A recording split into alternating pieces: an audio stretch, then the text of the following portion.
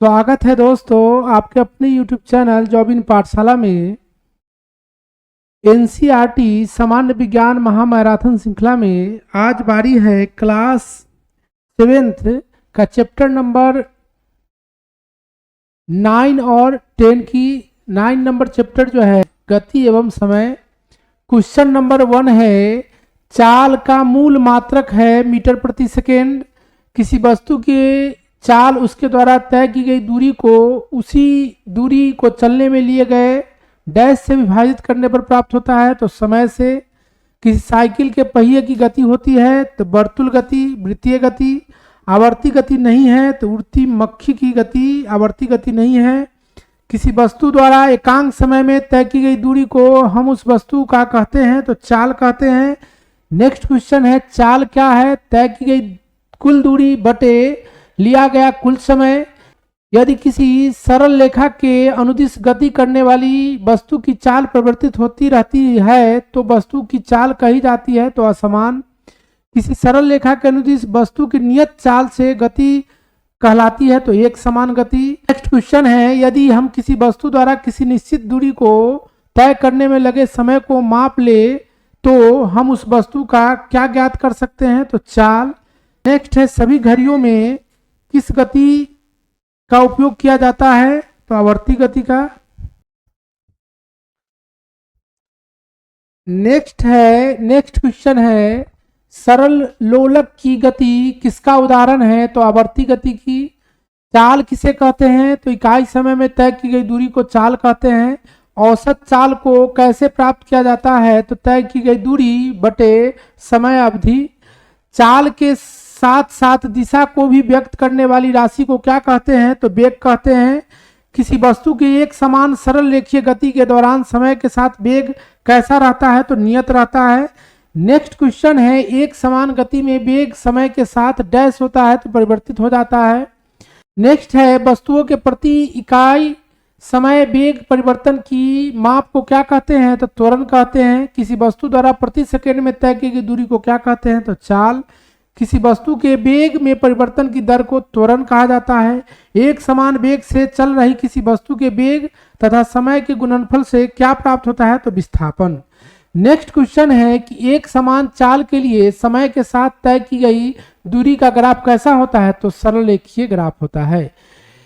एक सरल रेखा में चल रहे वस्तु के वेग तथा समय के गुणनफल से क्या प्रतीत होता है तो विस्थापन। किसी वस्तु की स्थिति परिवर्तन को किस ग्राफ द्वारा व्यक्त किया जाता है तो दूरी समय ग्राफ द्वारा। 24 नंबर क्वेश्चन है एक माइक्रो सेकेंड का कौन सा भाग होता है तो 10 लाखवां भाग यानी 10 के पावर 6 सेकेंड। नेक्स्ट क्वेश्चन है सरल रेखीय गति नहीं है तो झूले की गति सरल रेखीय गति नहीं होती है। नेक्स्ट क्वेश्चन है किसी तार में क्या प्रवाहित करने पर वह तार चुंबक की भांति व्यवहार करता है तो विद्युत धारा।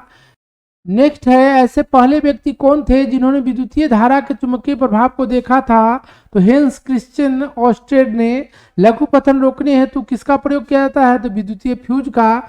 विद्युत सेल के प्रतीक में लंबी रेखा किस टर्मिनल को निरूपित करता है तो धन टर्मिनल को। विद्युत सेल के प्रतीक में छोटी और मोटी रेखा किस टर्मिनल को निरूपित करता है तो ऋण टर्मिनल को। नेक्स्ट क्वेश्चन है संयोजक तार किसकी बनी होती है तो तांबे की। कौन सा एक पदार्थ बहुत कठोर और बहुत तन्य होता है तो नाइक्रोम। विद्युतीय सेल में कितने टर्मिनल होते हैं तो 2। सेलों को संयोजित कैसे किया जाता है तो धन टर्मिनल को ऋण टर्मिनल से। नेक्स्ट है बैटरी किसे कहते हैं तो 2 या 2 से अधिक सेलों के संयोजन को बैटरी कहते हैं। नेक्स्ट क्वेश्चन है फिलामेंट किसे कहते हैं तो बल्ब में एक पतले तार को फिलामेंट कहते हैं। विद्युतीय धारा के किस प्रभाव के कारण बल्ब में तंतु उच्च ताप और गर्म होकर दीप्त हो जाता है तो उसमें प्रभाव के कारण। नेक्स्ट है विद्युत धारा कौन सा प्रभाव उत्पन्न करता है तो चुंबकीय प्रभाव। नेक्स्ट है विद्युत धारा प्रवाहित होने और उसके पास रखी चुंबकीय सुई में विक्षेप होता है यह किसने देखा था तो ऑस्टेड ने देखा था। जब स्विच ऑफ की स्थिति में होता है तो परिपथ अधूरा होता है तब इसे क्या कहते हैं तो खुला परिपथ कहा जाता है। नेक्स्ट है विद्युतीय परिपथ को जोड़ने में प्रयोग होने वाले तार संयुक्त होते हैं तो गर्म में।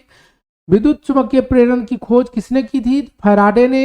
वास्तव में विद्युतीय जनित्र होता है, ऊर्जा के परिवर्तन की तरह कार्य करता है। नेक्स्ट है विद्युत जनित्र का सिद्धांत आधारित है तो विद्युत चुंबकीय प्रेरण पर। चुंबकीय प्रेरण पर लघु पतन के समय परिपथ में विद्युत धारा का मान बहुत अधिक बढ़ जाता है।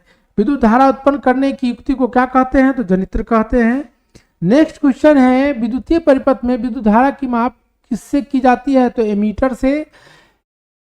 इलेक्ट्रिक बल्ब की खोज किसने की थी, तो थॉमस एडिसन ने। चुंबक के चारों ओर वह क्षेत्र जिसमें चुंबक को प्रभाव का अनुभव किया जा सकता है कहलाता है चुंबकीय क्षेत्र। चुंबकीय सुई किस तरफ संकेत करती है, तो उत्तर दिशा की ओर। चुंबक बनाने के लिए प्रायः किस पदार्थ के क्षर का व्यवहार किया जाता है, तो नर्म लोहे। फैराडे का नियम संबंधित है विद्युत अपघटन से। जब किसी तार से होकर धारा प्रवाहित होती है तो प्रत्येक बार कंपास की सुई में विक्षेपण होता है। इस विक्षेपण को सर्वप्रथम किसने ध्यान दिया था, तो हैंस क्रिश्चियन ऑस्ट्रेड ने। कौन सा उपकरण परिपथ में धारा का पता लगाता है, तो गैल्वेनोमीटर। नेक्स्ट है कौन सा उपकरण विद्युतीय चुंबकीय प्रेरण की घटना पर आधारित है, तो जनरेटर।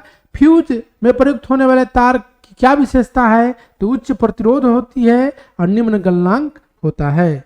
नेक्स्ट है विद्युतीय परिपथ कनेक्शन कितने प्रकार से होते हैं, तो 2 प्रकार से। अब विद्युतीय परिपथ की लघु पतन अथवा अति भारण के कारण होने वाली क्षति से सुरक्षा की महत्वपूर्ण युक्ति क्या है, तो फ्यूज। विद्युत चुंबक बनाने के लिए प्रायः किस पदार्थ के क्षर का प्रयोग किया जाता है, तो नर्म लोहा।